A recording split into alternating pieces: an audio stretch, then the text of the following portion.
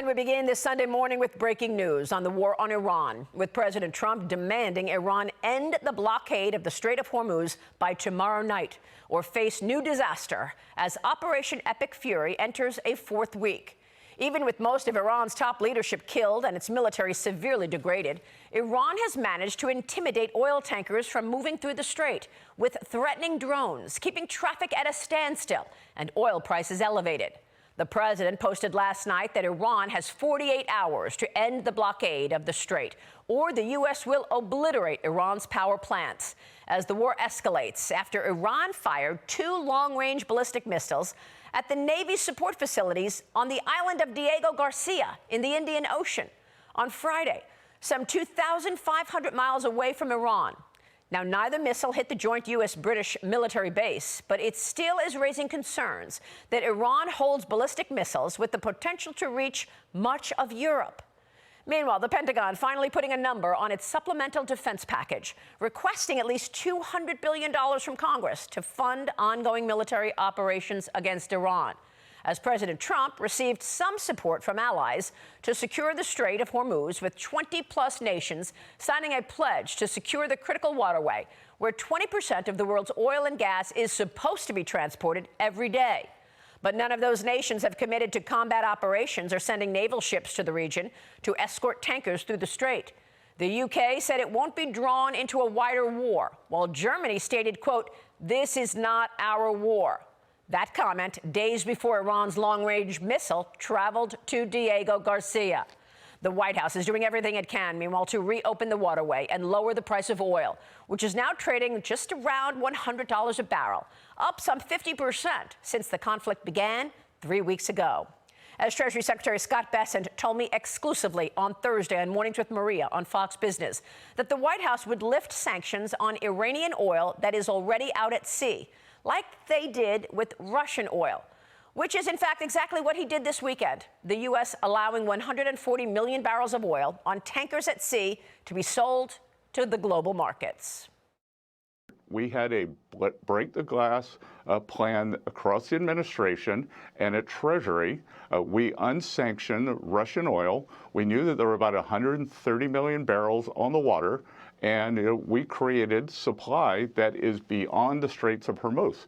So we anticipated this. We knew that there could be a temporary, and I want to emphasize temporary, choke point there, and there was 130 million barrels of floating storage. In the coming days, we may unsanction the Iranian oil that's on the water. It's about 140 million barrels. So depending on how you count it, that's 10 days to 2 weeks of supply that the Iranians had been pushing out.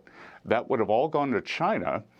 In essence, we will be using the Iranian barrels against the Iranians to keep the price down for the next 10 or 14 days as we continue this campaign. And joining me now is the U.S. Ambassador to the United Nations, Michael Waltz. Ambassador, good to see you. Thanks very much for being here this morning.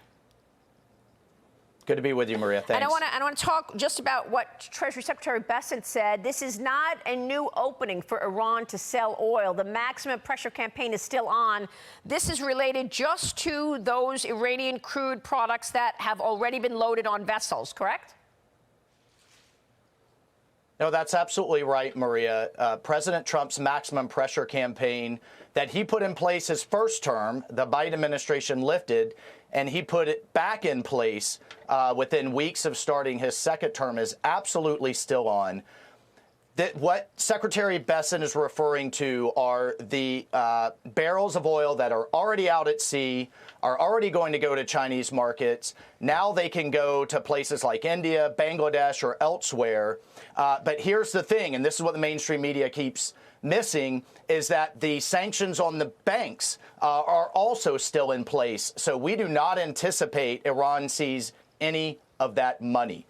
This is actually, as the secretary said, using their strategy against them. Their entire strategy, because they've been so defeated militarily, is to sow chaos, attack its neighbors, hold the world's energy supplies hostage, or at least attempt to.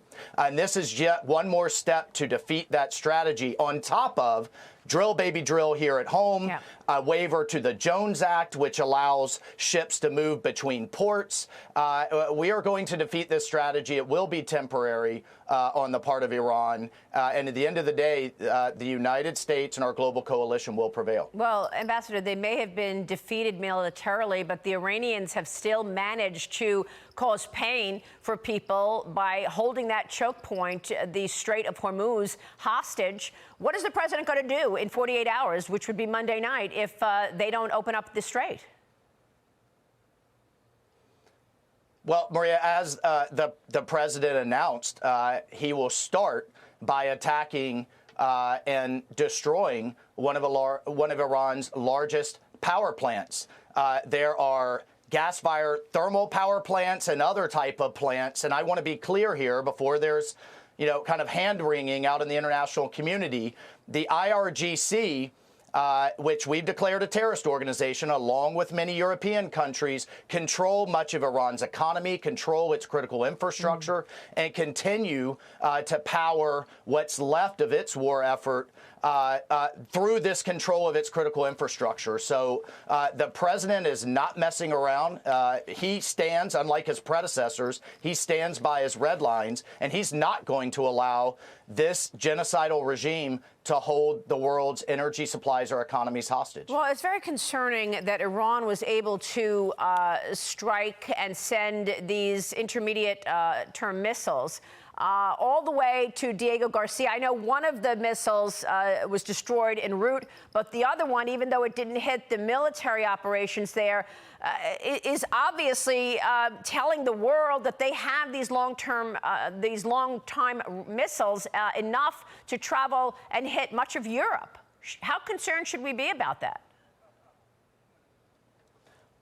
Well, it's incredibly significant, Maria, because Iran has been marching towards an ICBM. They've hidden some of that development under a so-called space program. I don't think anybody expects to see any Iranian astronauts on the moon, but that's what they've been hiding their booster production in contravention of sanctions behind for some years. They have developed a reentry capability with these intermediate range missiles, and all you have to do is marry up the two with a nuclear warhead.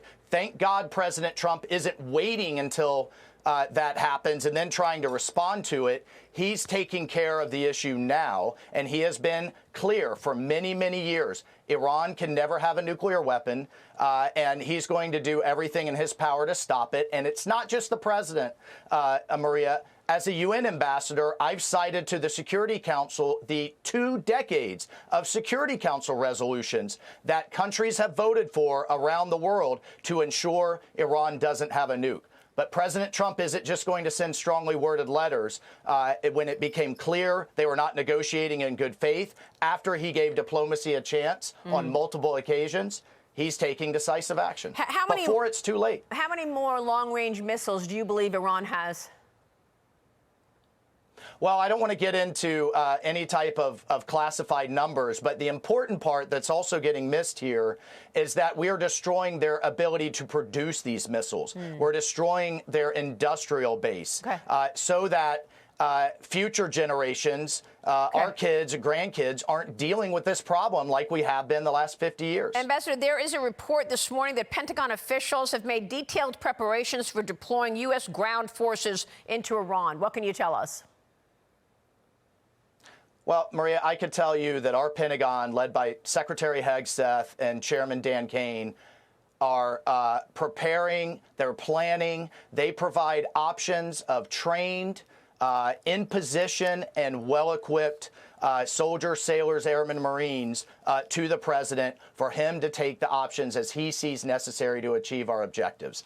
So I would fully expect the Pentagon to be planning for all scenarios. You saw these fake CNN reports that they hadn't planned for the Straits of Hormuz. And I can tell you as a veteran former soldier, our Central Command, led by Admiral Cooper, has been planning for these scenarios for many, many years. Yes.